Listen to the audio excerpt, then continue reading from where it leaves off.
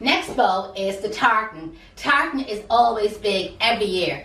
And even to just put a tartan bow on a wreath, on its own, with no decoration, it can look really, really nice. So again, maybe wreath colours are going to vary. You will have got a length, and again we talk, well, this was a long yard. You're talking like, say, the yard. And you do the same thing with this bow, but where with the organza I kind of had it scrushed in, this one you can kind of keep it smooth and even. So the same idea as if you were wrapping it around the neck.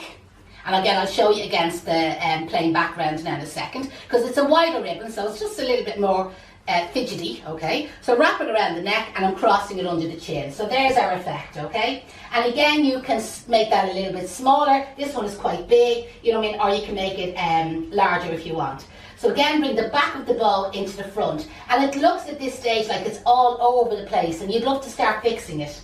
What you're then going to do, and sometimes the easiest thing to do, is turn your hand like that, and like squash it in the middle, as in, start in the middle, do a little bit of a gather, do a little bit of a gather, do another little bit of a crease, a squash, whatever you want to call it, and can you see the effect, how it'll work for you?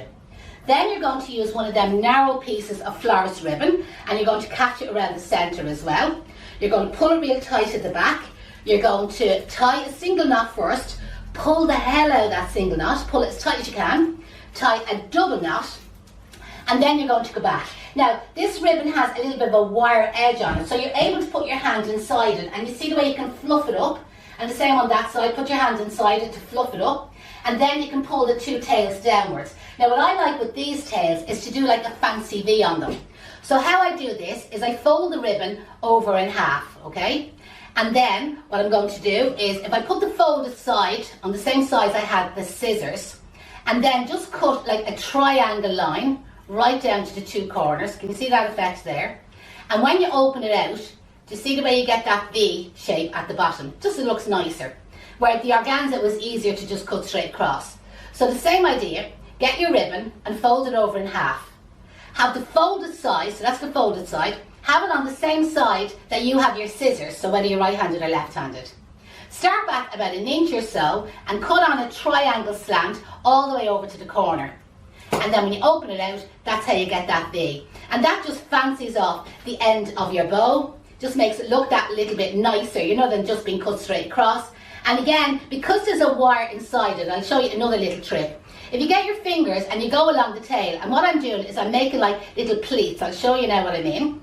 I've just done about 3 there, and just to see the way you can kind of give you them little gathers there on your tail. I'll do the same on this one. So backwards, forwards, backwards, forwards, backwards, forwards. You can do as many little pleats as you want, and then again you can pull it down, and you see the way it kind of gives that little ruffled edge to your bow. Again, this tartan bow on its own would absolutely look gorgeous on the wreath, but there is a little bit of glitter in it. So again, if you wanted to use it along with the organza bow and do a double luxury bow on your wreath, again, I'll show you them options when it comes to tying the bow onto the wreath frames.